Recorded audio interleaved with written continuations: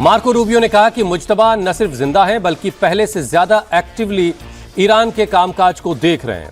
Rubio ने अमेरिकी senate panel को संबोधित करते हुए कहा कि उनके पास ऐसे पुख्ता संकेत हैं, ऐसी खबर है जो ये बताती है कि ईरान के नए सर्वोच्च नेता मुज्तबा खामनेई किसी न किसी स्तर पर देश के अहम फैसलों में सक्रियता बढ़ा रहे हैं।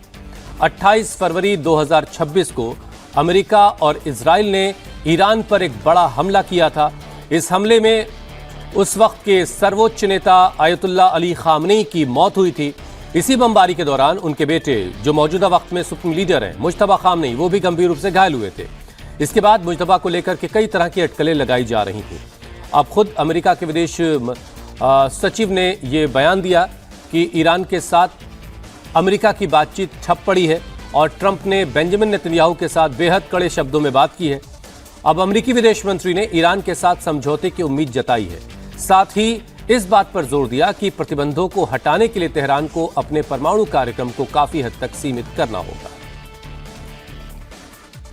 Was wondering at the outset if you could talk to us a little bit about the fractured Iranian regime and how that might be making negotiations more difficult.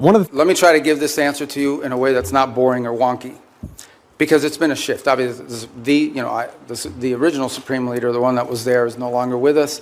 His son takes over. Nobody hears from him for a month. By all reports, open source reporting, I think you've all seen it, he was severely injured in the same strike, and so forth. Are you confident he's still alive, by the way? Yeah, I think there's indications that, in fact, we've not heard from him publicly. We haven't seen him publicly, and I would imagine, given what's happened to multiple leaders in that system, being very public is probably not something that's recommended for them internally. But that said, I think there are indications out there that he is increasingly engaging at some level, although all of his communications have been in writing and through intermediaries. So the way to think about it is the following. You have the Supreme Leader, and understand that at the end of the day, the Supreme Leader in their system there really is no analogy to it in our system or anybody else's system. It is a theological office. It was the head of the Islamic Republic in the sense of the ultimate decision maker, and every major decision has to be run by them. They are. Iran के पूर्व सर्वोच्च नेता Ayatollah Ali Khamenei का जल्द ही अंतिम संस्कार किया जाएगा।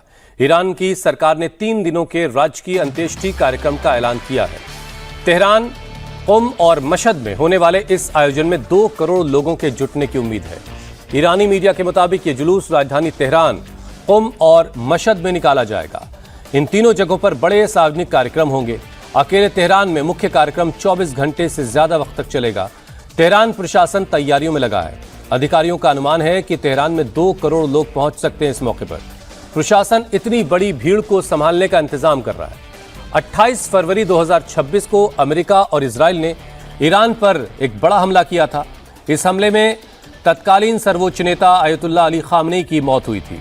इस्लामिक परंपरा के मुताबिक दफनाने का काम तुरंत होता है, लेकिन ईरानी अधिकारियों ने इसे लंबे वक्त तक के लिए टाल दिया था। मार्च की शुरुआत में प्रशासन ने कहा था कि भारी भीड़ के कारण तुरंत अंतिम संस्कार मुमकिन नहीं है। अब सरकारी न्यूज एजेंसी IRNA ने बताया कि ये कार्यक्रम अब जून में होगा। हालांकि अभी पक्की तारीख आनी बाकी है।